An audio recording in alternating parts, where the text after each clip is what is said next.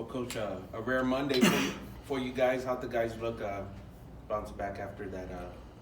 Surprisingly better than I thought. Yeah.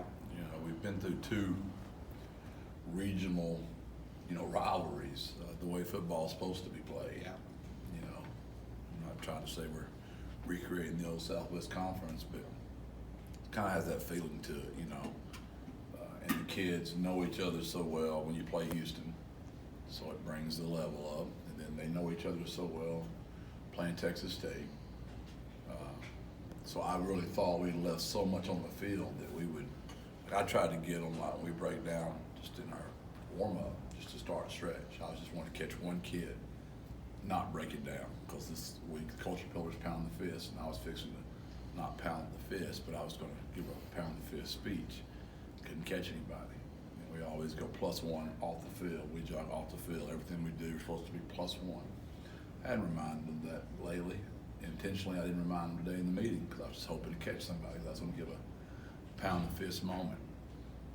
Just didn't catch them. We're a mature football team that's played two good opponents. That's going to make us way better when we get to Temple. If we got anybody left standing by the time we get there, because we got a very physical Army team this week, followed by a very physical Tennessee game. Jeff, what's the outlook for Frank Harris after he got banged up a little bit Saturday? It'll be interesting to see. Those things they're worse the next day than they are in the moment. So it'll be interesting to see how that progresses this week. Is he practicing today, or how do you handle that? We'll see. Is there any thought to being more conservative with him through the non-conference season and making sure he's fresh for the conference, or are all the games kind of equal in that sense? It's football. I mean, I know what you're saying. It's just we're pretty smart with him all the time. I know it might not look that way to you at times, but we don't really like to run him a lot until later in the year. Most of his runs, if you'll notice, are pretty much him on his own. There'll be a quarterback draw, maybe in a big moment. A lot of that stuff's just being Frank. So when he's already wired that way to begin with, you don't want to add more quarterback runs. And he's not known for sliding, so we had to protect him from himself, which I would imagine that's kind of the point of your question. Army's changed their offense since y'all played them last year. What kind of a challenge is that this year? It's still unique. I would say it's coastal Carolina-like. Mm-hmm. They're heavy in the run. There's just a more spread out version of it. Mm-hmm. They're throwing the ball better and more efficiently, and they're getting better each week at doing it. Compared to week 1 to week 2, you can tell how much better they've gotten, and they'll get better, week 3. Mm-hmm. What's the, overall status of your offensive line? I know losing the guy's a big one, but did a few other guys get banged up there? We had some guys that have been banged up that you just kind of really didn't know about. Greg just luckily didn't just put me on the spot and ask me point blank about it like he usually does. So that's starting to show its head a little bit. But, healthy teams don't win. Tough teams do. We got to have somebody step up. So like we did in the second half. I have a feeling if I were to talk to y'all, we were going to have a glass of sweet tea and just shoot the bull, kick it around after the radio show Wednesday night. And I said at halftime, what were you guys talking about? I bet y'all were saying, we're done. Our right tackle's done. Our quarterback's done. Momentum's changed. Texas State's rolling right now. And our kids, man, there's just something about them. They always find a way to make a play. I've said it, we don't win every game, but we sure make them all interesting. It's going to go down right to the end. You can just write it down. Coach, as far as Friday's game with Army, does that make it special because San Antonio's known for military USA? I agree. I mean, if you're a fan, it's a great schedule. If you're a coach, it's your AD trying to get you fired. I mean, you know what I mean? It's one of them kind of deals. And I've said this to y'all before because I know y'all get tired of my corny jokes. But at Gilmer, I was the AD, right? And the head football coach. So I made the schedule. And I always loaded it up. And I used to tease all the time. It was my AD trying to get me fired, knowing I was the AD. So I don't want y'all to think I was taking a shot at the conference there. That was not the point. But yeah, it's a cool event. Them coming here and what that means to our city. Every one of our special teams are named out of the military. So our Rangers, our punt return team, our Navy SEALs are our punt team. Night Stalkers, kickoff, Delta, kickoff return. Our PAT defense, Hell on Wheels. Our extra point team, Green Berets.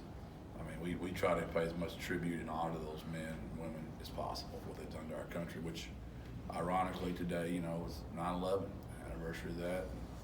It's amazing that was 22 years ago. Do you have a full prognosis on Mackay at this point? We do not. It's going to be significant. We just don't know how significant. How'd you feel about the way Demetrius Allen and DeAndre Marshall played in the league? They had moments, where you didn't even notice he was gone. But early, you could tell he was gone. We just had to catch up to the speed of the game. And a lot of that had to do with the way Texas State plays defense. We knew going into the game it was going to be a big play game where they were going to hit us for a lot of negatives, and we were going to hit them for a lot of big ones. There wasn't going to be. I was very proud of our short yardage situations. How many times we executed, 3rd and 1, 4th and 1. That was a big plus for us. Jeff, how would you evaluate your defense's performance in week 2 looking back? Again, we give up the dadgum drive right before halftime. And then the drive we had to stop them, we actually did this time. Where last week on the drive we had to stop them, we didn't. But they're playing unbelievable. That is where it's a little misnomer because our offense is not scoring points. We are getting a lot of first downs. We are moving the ball. We're keeping our defense on the sideline. So we're just playing a different style right now until we kind of get some of the, get us lubed up a little bit better. And we're getting better. We're getting closer. The injuries make you come back just a little bit, but we'll keep grinding and figure this thing out. Trey Moore had a big game, lots of sacks. He's on pace to break his own record, it looks like. What did you see out of him in these first two weeks? It looks like he's ready to roll. Just great effort. I mean, the kid gives effort at all times. He's a machine. He's just a tough kid. He's got one. Last week, the coach proposed perfect effort, and that's Trey Moore. You've mentioned that Demetrius Allen's been a little bit limited injury-wise. Is he close to being able to play a full complement of snaps? I don't think so. I think he's still going to be a spot play guy. That ACL injury from last year this is the week it happened, I believe, Texas week, or close to when it happened. So he's such a good human. He's a good, I always call him good boy. He's a good young man. And he was balling in the game because he couldn't play as much as he wanted to. So I would expect him to, about like he's been doing, spot play 25 snaps. So where's DeAndre in his development? How confident are you in him and his ability? Really proud of him. He had the one bad play, that got poor Eddie Lee just crushed. Poor Eddie, he couldn't catch a break, man. Every time he went out there, we having a terrible situation. We got a good screen call for him, and they just mugged our receiver, which is a legal play because the ball's thrown behind the line of scrimmage. We did a good job picking him off. But DeAndre played well. He's going to be a really good football player. He's just young. He's a redshirt freshman, but really progressing well. That's where the injury to Ben Rios hurts because, Ben would have been out there as well, and it set him back. Are there other guys outside of Meach and DeAndre we could consider for the right tackle spot?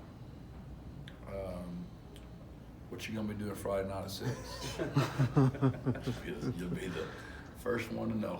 I know you'll be Hawkeye in that thing, Brother Greg. So we'll see who's gonna play right tackle. We're really still deciding. I'm being a little coy, but at the same time we're still deciding because we don't know about the injuries of the other guys because they're getting MRIs and X-rays again today just to double check, and then we'll start putting together what we think the lineup might be. It's very similar to last year again, so I don't know what that is. Jeff, what was your evaluation of the special teams unit overall? It seemed like you guys cleaned some things up a little. Yeah, we're excited about that. That was a really good week for us. We weren't that far off last week, just our skilled kids. I told you, I've never had that happen before, but it happened.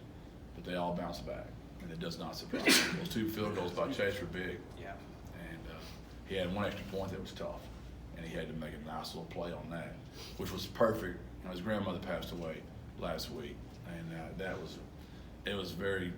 it couldn't have happened at a better time for Chase. And he was going to kick against Houston, and freaking hurt his back during the week. I told him only reporters and coaches want to hurt their back in game week, not athletes, right? Where's JT in his process? I know we saw him play one snap in this game. His mind is what's way better. And he hates wearing that brace, and it just bothers him no end. But we're going to keep him in that thing.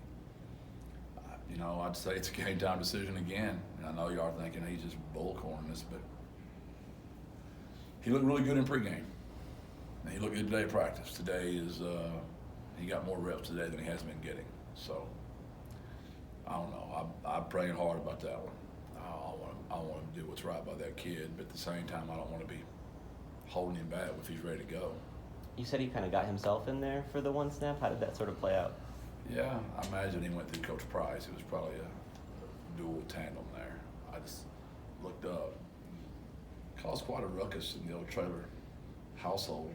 Care Bear never asked about anything, and she gets in the car. And she wants to know when DeCorey and John Thomas is going to play more. I said, Care Bear, he played one snap. I said, no, he didn't. He played way more than that. I know he's out there. I'm like, no. So we got a couple of number ones on the team. You might have seen Trey Moore out there on defense, but no, at some point in the first half, they called his name. I said, yeah, he was a captain. You might have heard it in coin toss.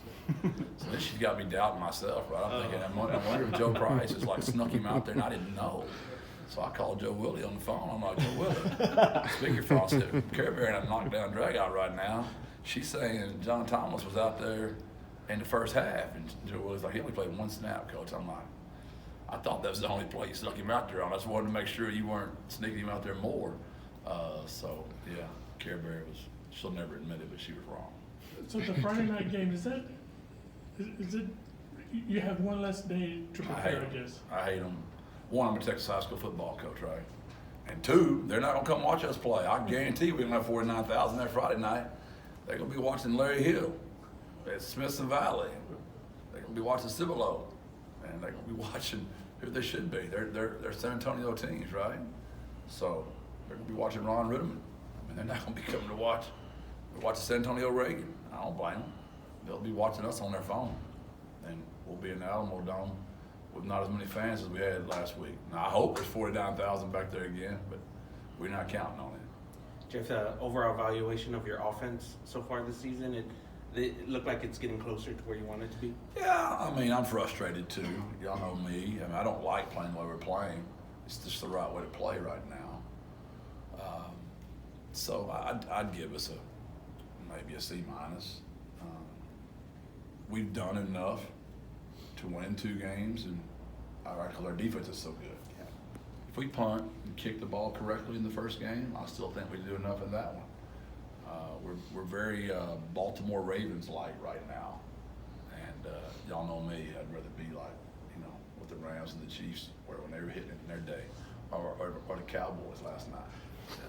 I know JJ's fired up about that. It's all I'll be hearing about all week.